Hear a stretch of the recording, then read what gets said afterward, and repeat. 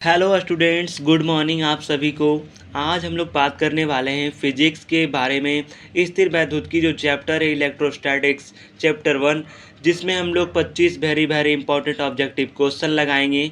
और आप लोग अगर एग्ज़ाम देने वाले हैं तो एग्ज़ाम से पहले इस क्वेश्चन को ज़रूर देख लीजिएगा।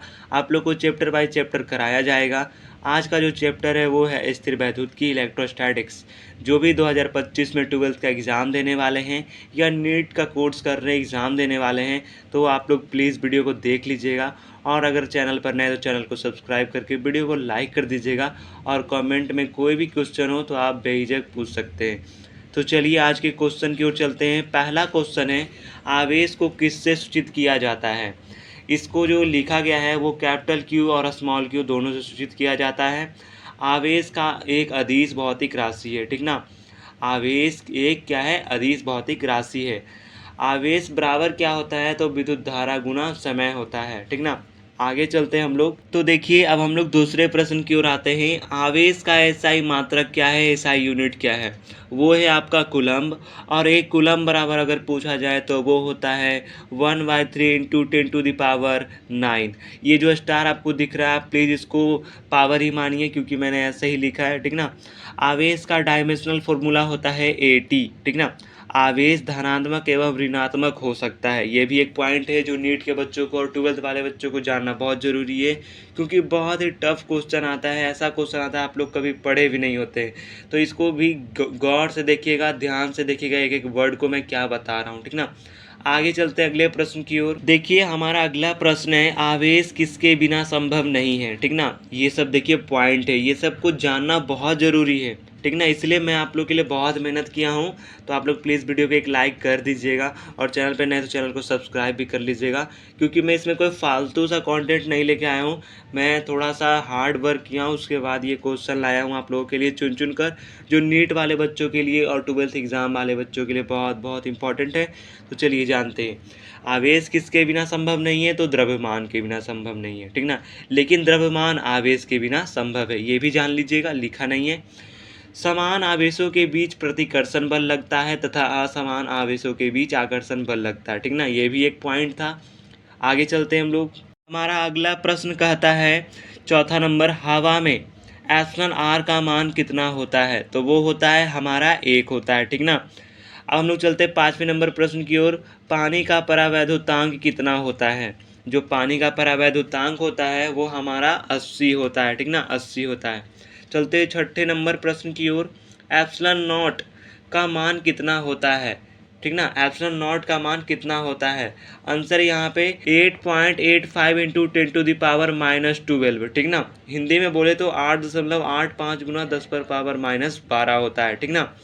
आगे चलते हैं अगले प्रश्न की ओर। नेक्स्ट क्वेश्चन है 7 नंबर, एप्सिलॉन नॉट का मात्रक क्या होता है, ठीक ना। तो इसका मात्रक जो होता है वो होता है coulomb square by newton metre square, ठीक ना। या इसको हम लोग फैराडे मीटर के भी नाम से जानते हैं, फैराडे बाई मीटर। दोनों में से कोई भी ऑप्शन में दे देगा, ध्यान से देखिएगा, दोनों भी रह सकता है। और तीसरा ऑप्शन देगा ए और बी दोनों, तो आप लोग ए और बी दोनों ही लगा कर आइएगा, ठीक ना। 8वां नंबर प्रश्न की ओर चलते हैं कि 1/4 पाई एप्सिलॉन नॉट का मान कितना होता है, ठीक ना।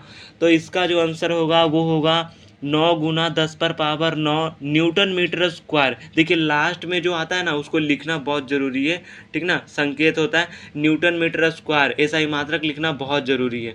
Newton metre square by coulomb square. अब इससे आप लोग को पता चल गया कि 1/4 पाई एप्सिलॉन नॉट का मान कितना होता है, तो 9 गुना 10⁻9 और newton metre square by coulomb square आप लोग को लिख देना है, ऐसा ही मात्रक, ठीक ना। आगे चलते हम लोग, एप्सिलॉन नॉट का बीमीय सूत्र क्या होता है।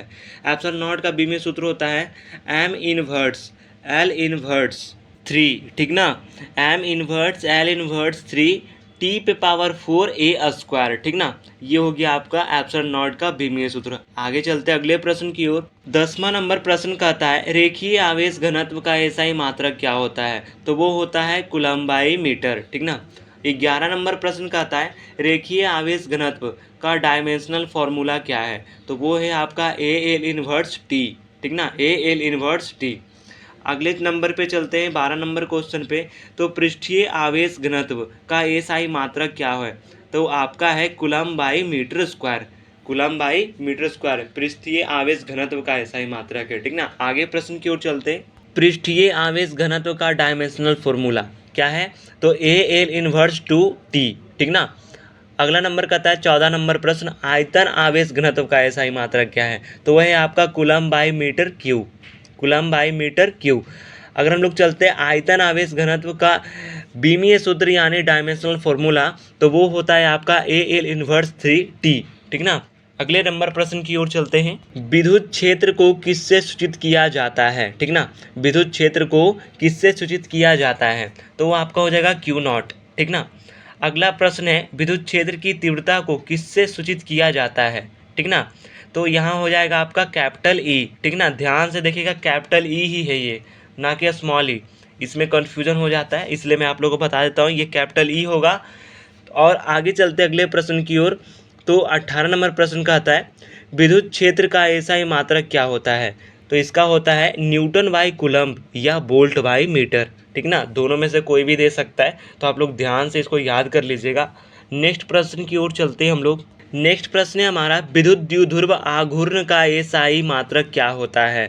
तो इसका आंसर हो जाएगा कूलम्ब इंटू मीटर। ठीक ना, या फिर इसको हम लोग डिवाई के नाम से भी जानते हैं। इसका अगर आप लोग को ऑप्शन में डिवाई दे देता है तो डिवाई ही मार के आइएगा। और अगला प्रश्न की ओर चलते हैं 20 नंबर प्रश्न की ओर। तो किसी वस्तु का परावैद्युत स्थिरांक अधिक होता है, कितना से अधिक होता है? मतलब इससे कम नहीं हो सकता, इससे अधिक ही हो सकता है। ठीक ना, वो होता है हमारा 1। ठीक ना, अगला प्रश्न कहता है एक कूलम्ब आवेश में कितने इलेक्ट्रॉन होते हैं? तो यहाँ पे साफ साफ दिख रहा है 6.25 इंटू 10⁻18, मतलब 6.25 गुना 10⁻18 होता है। एक कूलम्ब आवेश में इलेक्ट्रॉनों की संख्या होती है। ठीक ना, आगे चलते अगले प्रश्न की ओर। ये लास्ट प्रश्न है आपके पास 3, जिसमें 22 नंबर कहता है विद्युत बल रेखाएं चलती है, किस तरफ से किस तरफ चलती है? ठीक ना, आपको लिख देगा ऋण आवेश से धन आवेश, धन आवेश से ऋण आवेश। तो आप लोग को कन्फर्म याद रखना है कि विद्युत बल रेखाएं जो होती है वो धन आवेश से चलती है ऋण आवेश की ओर। ठीक ना, अगला क्वेश्चन हमारा कहता है फ्लक्स का मात्रक क्या होता है? फ्लक्स का मात्रक हमारा होता है टेस्ला। ठीक ना, अगला नंबर है लास्ट नंबर प्रश्न है बल आघूर्ण का एसआई मात्रक क्या होता है? बल आघूर्ण का एसआई मात्रक क्या होता है? तो इसका होता है न्यूटन मीटर। ठीक ना, और इसका अगर हम लोग डायमेंशनल फॉर्मूला यानी बीमीय सूत्र की बात करें तो होता है ml² T इनवर्स 2। ठीक ना, यही होता है।